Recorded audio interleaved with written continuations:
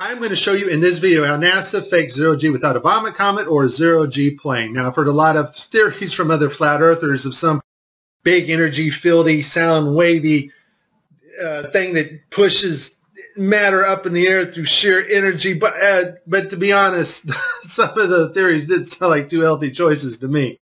No, I've been praying about it, and the Lord finally revealed to me one video, and I work with Blender and Unity, and I've been working with special effects software and Photoshop for quite a while now. And when I saw this video, I realized it became instantly clear how they do it.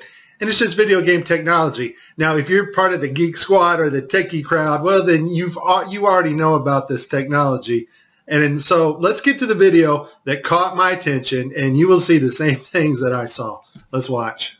We have to introduce the concept of free fall. So let's use this model of the Earth. And let's enlist the help of a friend, Patsy. You might know her.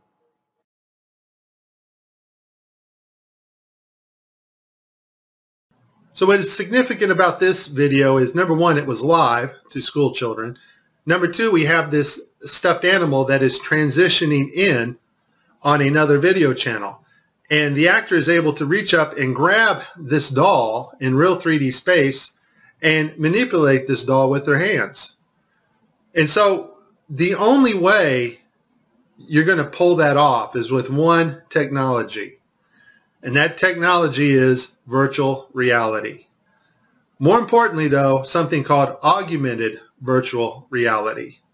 Now, before 2012, NASA used masking techniques much like we do in Photoshop and After Effects. But now we're able to simulate water and objects live in real 3D space. So we're able to take models of things that are photorealistic and rotate and move them while we are going live. Before, we used to have to render these effects frame by frame by frame, and it took extremely long amounts of time. In this video here I made last year, I'm using Sony Vegas, and I was just playing around with the masking capabilities of Sony Vegas. I don't even know why I saved this video, but here I'm standing in the kitchen and I'm just lifting up this trash can to make it kind of look like it's floating. And I didn't do a lot of work on this. It was just something I wanted to see real quick. But that is a masking effect to get another effect. We now have the technology to simulate water, materials, fabrics live in real 3D space with virtual reality, but better yet, augmented virtual reality. And all augmented virtual reality is taking the objects in 3D space from a virtual reality world and putting them in our world on another screen, which we can see, manipulate, and touch with virtual reality contacts or glasses. In this next segment, I'm going to show you how NASA grabs objects in 3D space, rotates them around, manipulates them. They can do this with water, with cloth, anything. And the cool thing about it is we can take what they're doing, what they're seeing with their contact virtual reality augmented lenses, and put that on a separate video layer live. Yes, live, and do it all in real time. So I'm going to show you what it looks like to them as they're grabbing objects and manipulating them. And then I'm going to show you Microsoft's HoloSense video, their demonstration at E3 a couple years ago, of bringing a virtual reality into our world. And it is simply amazing. Let's watch. Specifically, how HoloLens can turn every room of your house into a personalized video game level. But today, we want to take mixed reality one step further. So we've got something new to show you. Holograms you can hold.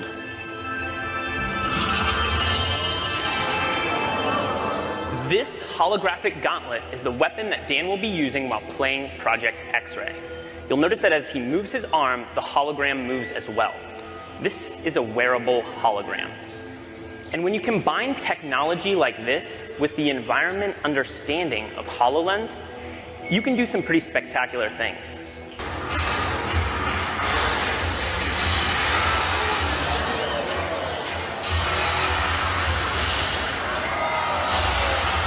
Dan can even use his shield to defend himself.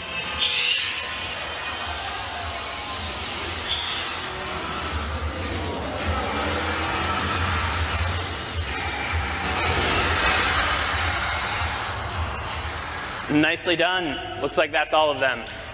In 2012, NASA got tired of faking weightlessness by using the zero-G plane, better known as the Vomit Comet. So in 2012, they started soliciting companies that specialize in real-time augmented virtual reality so that they can fake weightlessness and floating objects in the air in real time. Simply the cost of the plane and the safety concerns and the fact that they weren't very good at it. They didn't go to Hollywood, which most of Hollywood's effects are post-processing. That's after the video is made. They needed something they can do in real time and make it look realistic. And so I'll put this link in the description. They found a company called Telemetrics. Thank you, Debbie Durant, for bringing this to my attention. After I researched this, lo and behold, I found out our government has a contract with these people. And Telemetrics, basically what they do is they help news teams and they bring broadcasts together in real time, and they're able to create sets, cities, anything you want in a virtual reality world and make it look absolutely 100% real. They're also able to bring different people from around the world, put them in the same room and broadcast live, give them desks, whatever they need to make the broadcast. So it's a pretty amazing company. Here we see Johnson Space Center. Telemetrics provided latest camera robotics technology at NASA's government television at Mission Control.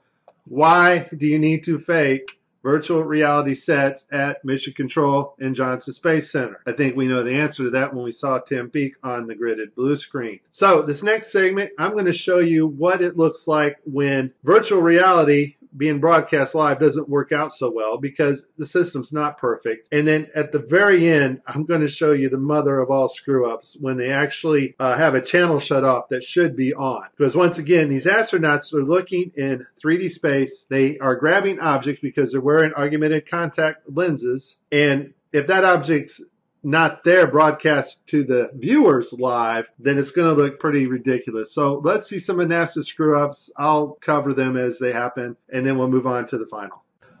Okay, so this is one of NASA's older videos where they use post-processing and masks. This is a video layer mask in augmented virtual reality. We're going to see him lose his finger here. The watch glitches out. So I guess virtual reality accidents can cause loss of fingers. In this next video, we have Caddy. Now I want you to pay attention to her neck and the way her neckline goes into her shirt. It's cut off. And the necklace. Apparently they wanted to show how cool this necklace looked. Unfortunately, it's not perfect. The necklace goes in and out of her shirt unnaturally, and her neck glitches in several places. I literally spent hours going after probably 30 or 40 videos, probably had approximately 45 minutes straight of NASA messing up their virtual reality setup. I tried to pick some clips that were obvious and some not so obvious.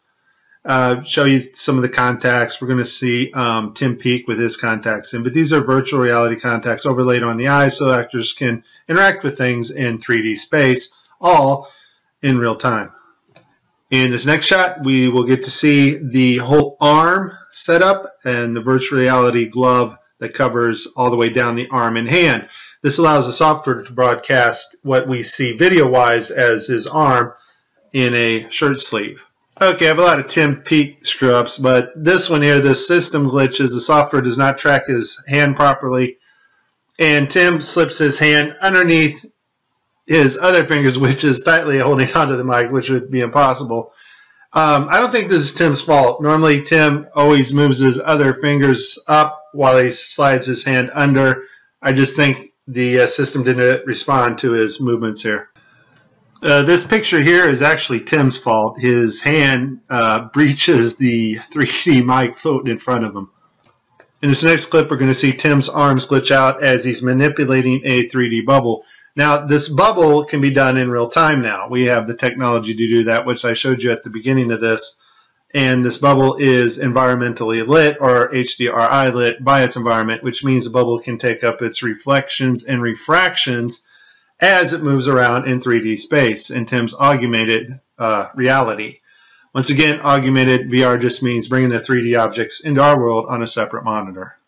In this last clip, we're going to see NASA royally screw up. It's a live broadcast, and one of their video channels is off, not working. That's the channel that is supposed to show us, the public, what the astronauts are seeing in virtual reality.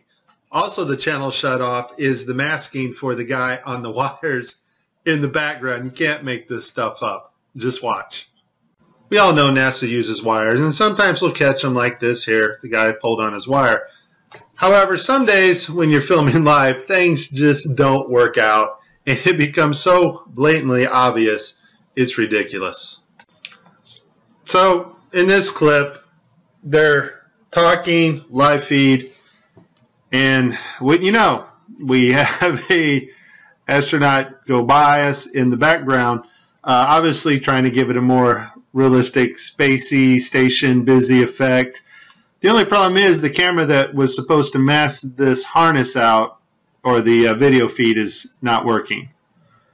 And so we see the guy come flying along in a harness on his wires. Pretty amazing. But that's not all that goes wrong here.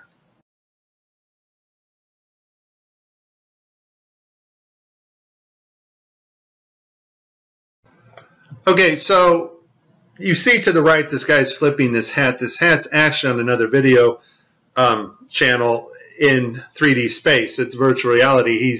They're wearing augmented contact lenses so that they can interact with these 3D objects. Now, in this scene, the guy on the left in the green shirt, he thinks he sees an object in 3D space that's being broadcast to him. So he grabs it and he puts it off to the side. He's looking straight ahead because he's looking at an object rotating in front of him, but the video channel is down that is supposed to show the viewers what we're supposed to see, and so we don't actually get to see the object that he is seeing. And I would just sum this up as a very terrible, bad, horrible day for NASA doing live feeds. Hey, Tim, you still there? Yeah. Can you explain to us what this astronaut's going through as he sees something with his eyes in 3D space, but it's not actually there being broadcast to the public? What's going through this astronaut's mind? This system is sending signals to the brain that doesn't really match your eyes, and so your brain's trying to work out the two differences. Here's the thing. As much fun as this was, there is a time coming when you and I will not be able to tell the difference, and space has not changed. Technology to fake space has gotten better. Just because Adobe gets a massive update to Photoshop or After Effects, or there's a massive update at telemetrics and their virtual reality, augmented virtual reality programming, that does not advance us magically 20 years in space. Space has not changed. It's flat. It's above us. It's dimensional, and we cannot orbit Earth. You have been warned.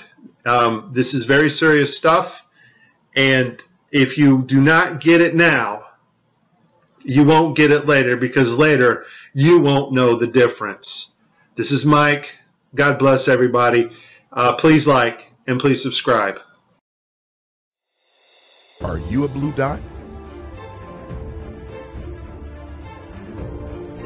Those questioning where we live are not just here. They are everywhere.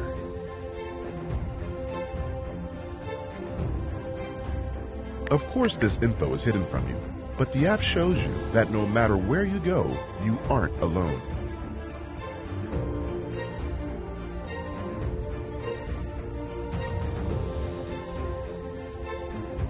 We are everywhere, and we are growing.